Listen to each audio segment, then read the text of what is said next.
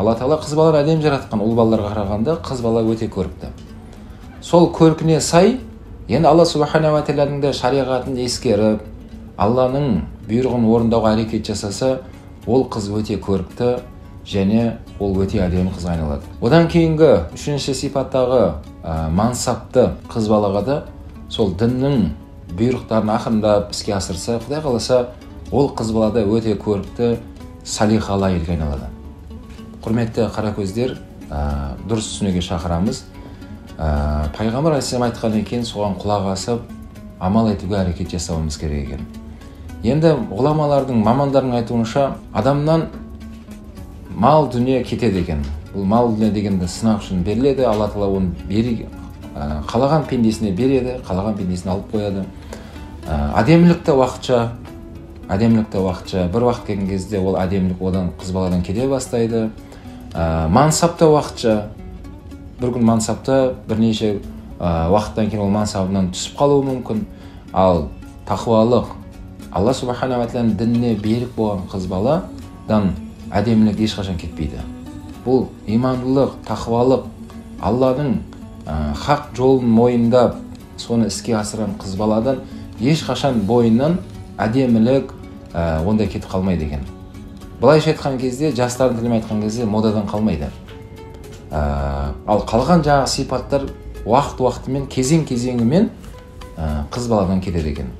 Мына жігіттерге сол өсиет қылды Пайғамбар саллаллаху бойдағы жігіттерге, сол қыз балалардың ішінде иманына берік болған, құлшылығына берік болған, Алла Тағаланың тиын салынған аяттарын тыйылған қызға некелесуге, соны үйленуге пайғамбарымыздың өсиетін асыруға әрекет жасауымыз керек екен. Және екінші мәселе бұл жерде әрқайсымыз ұл тәрбиелеп отырмыз, қыз тәрбиелеп отырмыз. Демек, қыздарымызды сол пайғамбар алейхиссалам айтқандай ибалы, тақуа, өнегелі, ұятты қыз бала қылып тәрбиелеуге әрекет жасауымыз керек екен. Иншалла, ол қыз баланың мұраты кету дейді ғой қазақ. Жолаушының мұраты жету, қыз баланың мұраты кету дейді қазақ.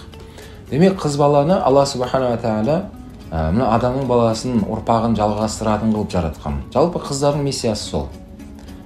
Демек, ибалы, ұятты, әлі тұрмысқа шықпай тұрып, Алланы танып, әулетін жауып, қымтанып жүрген қыз балаға болашақта ол өте салиқалы анаға айналады. Ол қыз балалардан туылған балалар елді қорғайтын, жерді қорғайтын, намысты, жігерлі батырлар өмірге келеді. Қазақ атамызда және бір сөз бар ғой. Ана бір қолымен бесік тербетсе, бір қолымен әлемді тербетеді.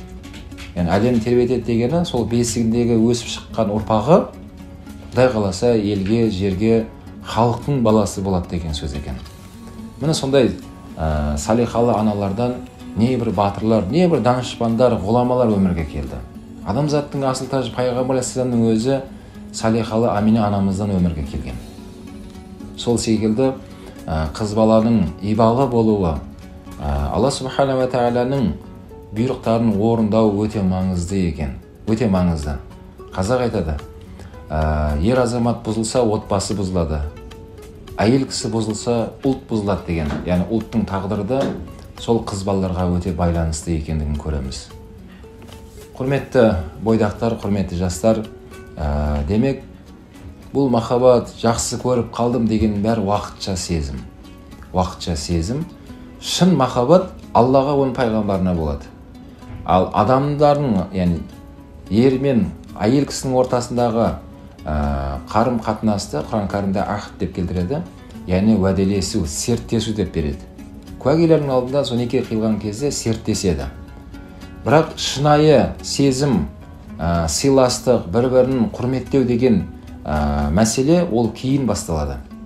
Ол кейін өмірдің не бір соқпағында, қиын сәттерде, қуаныш жағдайларда бір-біріне жұбаныш болып, жанынан табылған кезде жігіттің қызға деген, қыздың жігітке деген сенімі, құрметі барған сайын артады екен.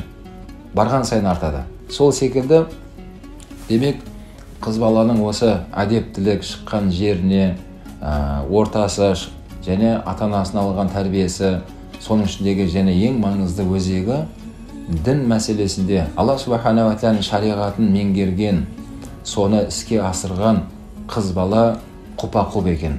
Жаңағы сұрақтың жауабы осылай болды. Алла Субхана ва Тағала жігіттерімізге сондай салиқалы қыздар нәсіп етсін. Және олар мамандардың айтуынша, демек ондай тақуа қыздарға үйленгісі келген жігіттерді тақуалық жолын мықты ұстансын дейді.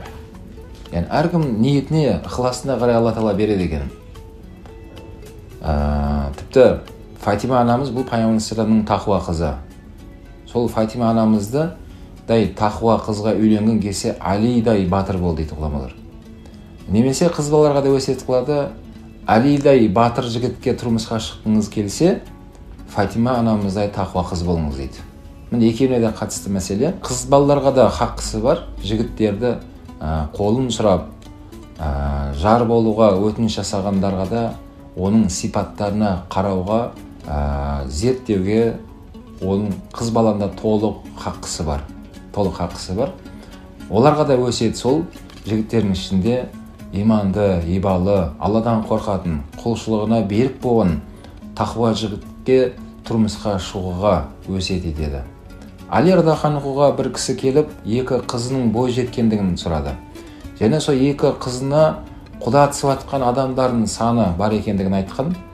Солардың ішінде сол қыздарымды қайсысына берсем екен, мен соны жауабын, шешімін таба алмай жатырмын деп Али радханхудан жаңа кісі сұрайды. Сол кезде Али радханху жауап берген, сол қыздарыңызда қолын сұрап атқан жігіттердің ішінде қайсысы тақуа болса, яғни тақуа деген Алладан қорқатын. Алладан қорқу деген сөз сөзбен емес, іспен болады. Яғни Алла Тағаланың бұйрықтарын орындайды, Алланың тыйған тыйымдарынан тыйылады.